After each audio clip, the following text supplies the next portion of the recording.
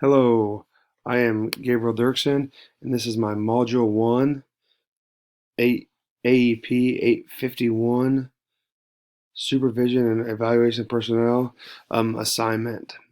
So, a little bit about me to get started. I recently became a dad this summer. I have a 6-month-old baby, Hattie Ione Dirksen. That is some pictures of her and my wife, Lori.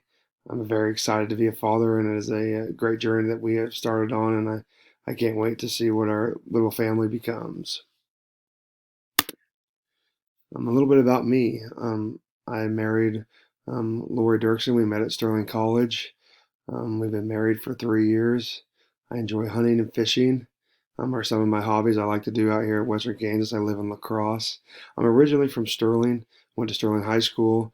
Then I went to Hutch JUCO and got my associates, and then I finished my bachelor's of elementary education at Sterling College. I've lived in La Crosse for 6 years, of where I've taught and done all my teaching since I graduated from college. I'm in elementary education. I do fifth and sixth grade in math and science.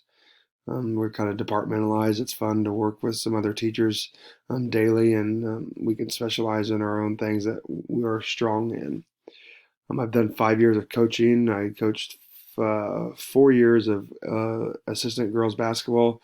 I have recently given that up, and then I am a middle school football coach.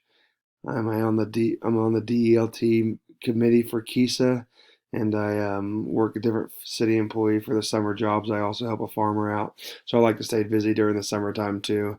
With teaching, giving that option, I enjoy being outside and working. I have a close family. I have 4 siblings. I have 3 sisters. I'm the second oldest, and I have a younger brother who is the youngest of the family. And then my father is a superintendent of schools at Dodge City. My mom's a special education teacher. My 2 sisters that are younger than me are in education also. They're teachers.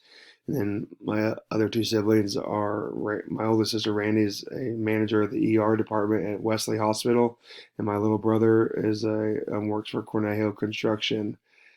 So we're kind of all over the place, but really centered around education is how I ended up here.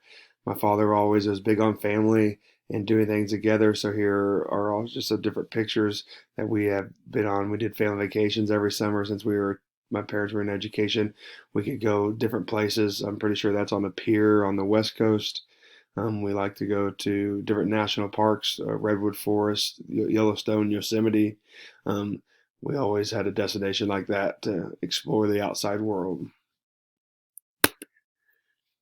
Synthesizing the articles, we were supposed to read 5 articles and kind of put together our thoughts over when we what we thought about it when we read and what we learned. Something that kept being brought up to me, I could see, was the well-being of staff. In these articles, it is clear and evident that the mental health and the well-being of educators is in jeopardy during this time. We are faced with obstacles in teaching that have never been seen, and on top of that, you throw in a world pandemic at us, and we are still supposed to reach all learners in the midst of stay at home orders and quarantines. Breaching the gap of remote learning and in person has performed a lot of obstacles in this, and so that is just something kind of I thought about, and the well-being of staff is in jeopardy right now because it is strenuous to do teaching on the iPad and in person. I'm at a small school here. La Crosse is a 1A school, and I have last week I had 6 kids on an iPad and 6 kids in my desk in person. So trying to manage how to teach all effectively has been a struggle, and well-being of other teachers is definitely in jeopardy. And we're only one person, and we can only do the best that we can. So burnout of teachers is going to be a real thing. Um, Retiring teachers and people wanting to get out of education is going to be something that is going to have a downfall spiral effect this year or in years to come if it continues. This was another topic I saw in the reading articles. Teachers leaving the profession, transition to teach teachers, jumping into teaching with no background to help fill jobs is a great opportunity for teachers, but I kind of worry about the longevity of all teachers in here. My wife is a transition to teach teacher. But I hope us as educators and administrators are coming together to give every teacher the tools they need to be successful in this job, because teaching is tough. Everybody gets a bad rep because people think we get the summers off, but doing day-to-day thing, having 20 kids in a classroom and keeping them all focused and engaged in learning is can be strenuous on your brain all day and wear you down. Educating teachers for and slash professional development. Helping new teachers or any teacher become the best at their craft is something all teachers should strive to do together. We are there for every student. We need to be there to help every staff member as well. Well-being. Mental illness is an illness and not just a failure of a member of a staff to keep up with the pace. I thought this quote really stuck with me more than any others. It's not just a failure of a teacher with their well-being is getting beaten up during this time. We as administrators and other teachers, cohorts, we come together and help each other out, build each other up during this time, and make sure we're all doing okay, because it is a tough situation we're in. Positive work environment for our teachers. This will have a positive impact on their well-being, boost morale, and ultimately, in the long term, help to retain valued and experienced teachers. Retention. Many schools face recruitment and retention issues.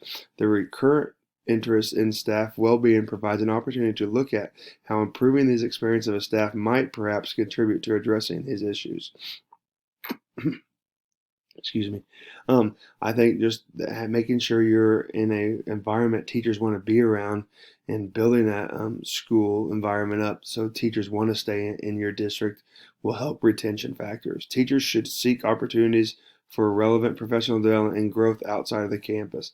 I think making sure teachers have the tools and skills they need to be successful will help retention rates. Improvement.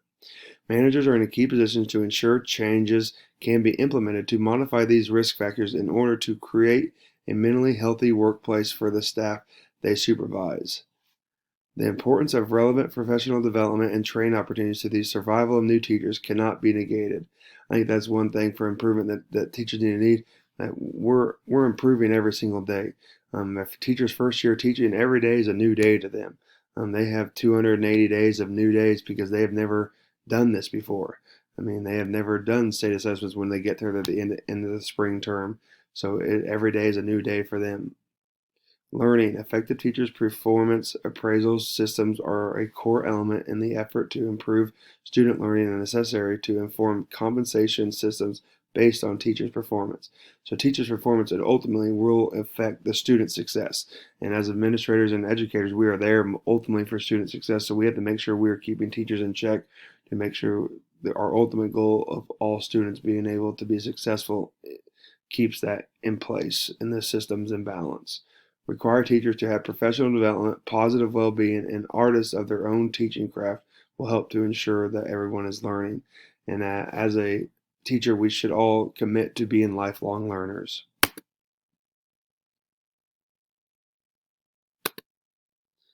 So this is my standards, my relevance, and reflection. My reflection is on the continued page, so I can let you read those. Here's my reflection, and then my references for my cited sources. Can't wait to collaborate with you all throughout this course and learn from you all. Thank you.